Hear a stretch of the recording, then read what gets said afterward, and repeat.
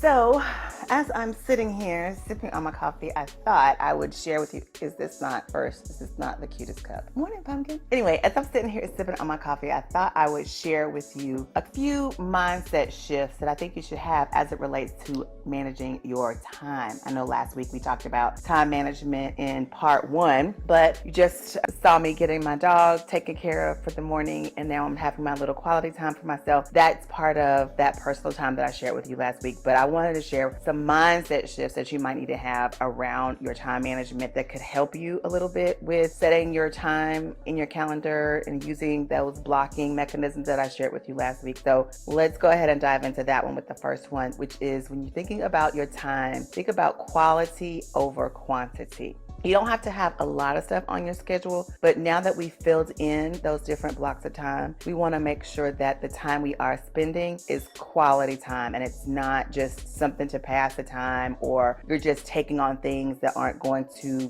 push your agenda further, help you achieve your goals a little bit faster or a little bit easier. So the thing is to look at what is being asked of you, knowing what your agenda is, what it is you are trying to achieve. Are these tasks worthy of the amount of time it's going to take you to get them done? And then also, when you are being very clear about the quality of the time you spend, it's going to help you manage the expectations of other people a lot easier, because you're going to start to talk to them about how you want to spend your time, what's most important to you. I don't know if I mentioned this in the last video, but everybody I know knows that I don't like to drive, and they know that I do not do anything on Sundays. So 9 times out of 10, they're not going to ask me to drive downtown Dallas, and they're not going to ask me to do something frivolous on a Sunday when they know that's just not my jam.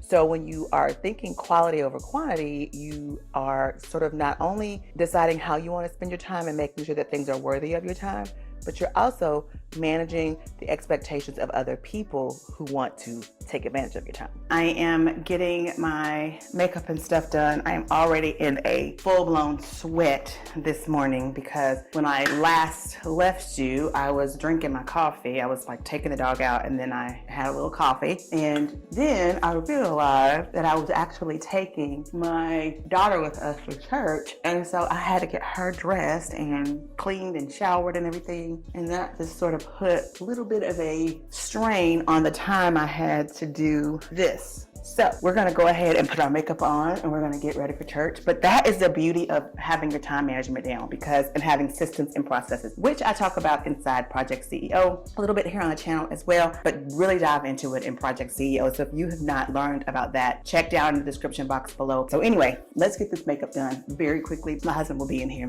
in a few minutes to tell me it is time to go. So while we're doing that, let's go ahead to point number 2, or mindset number 2, that I want you to consider when you are changing your time management mindset. And the next thing is operate within your strengths. So know what your strengths are to determine what you truly should be spending your time on. This is why I talk about the personal framework so often, and how I ended up coming up with this process, because your personal framework really is something that you can apply to every situation, every set of circumstances, and it just ensures that you are operating within your preferences, which helps you to operate within your strengths, so that you know going into any given situation what it is you need to do and be your best. It's how you create what I call circumstances for optimal success. But your personal framework is kind of like a lens that you can see everything through and know whether or not it's going to play towards your strengths, your limitations, if it's a part of something that you've desired and you want to work harder at, or if it's just non-negotiable and you shouldn't even try. So you want to make sure that when you're thinking about this particular mindset adjustment, the whole idea of that personal framework stays top of mind. And then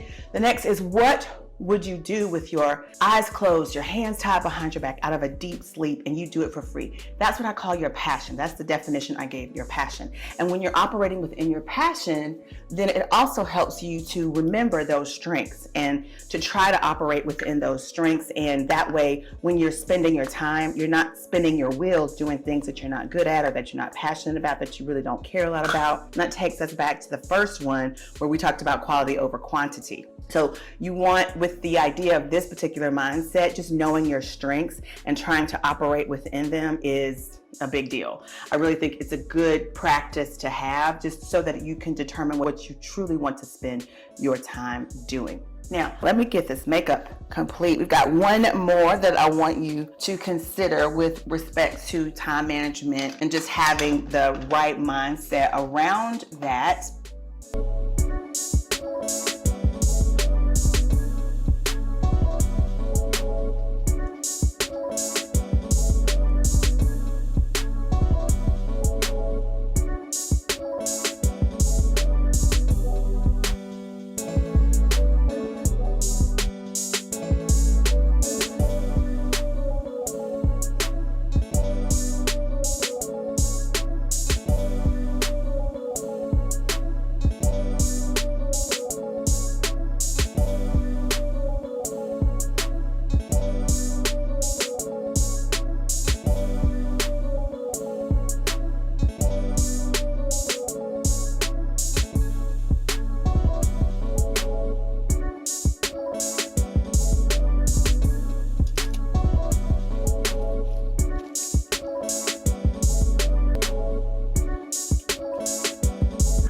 That's the look. Let's get it on.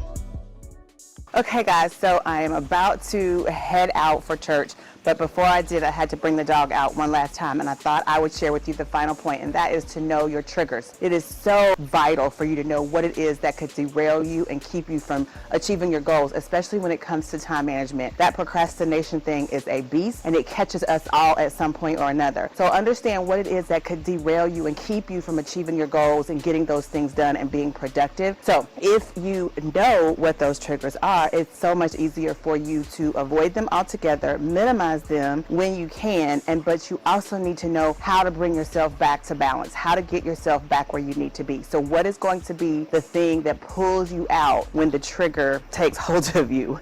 So you've got to know that as well. That is a mindset that has to be clearly defined, because so often we get into situations where we are taken off task. We are just kind of jumping off the train and doing something that we shouldn't be doing, procrastinating, or allowing something to get us unfocused or get us off of our focus. And so when that happens, that is a trigger for you. You need to know what they are, but that goes back to knowing yourself. So know what those triggers are, and then identify ways to pull yourself out or to minimize or avoid them altogether. All right, that does it for today's video. I hope you enjoyed this week's video. Make sure that you check in the description box below for Project CEO, because we cover all of this inside the program. Don't forget to subscribe if you haven't. Click the notification bell so you never miss an episode, and have a great Sunday, guys. I will see you in the next video.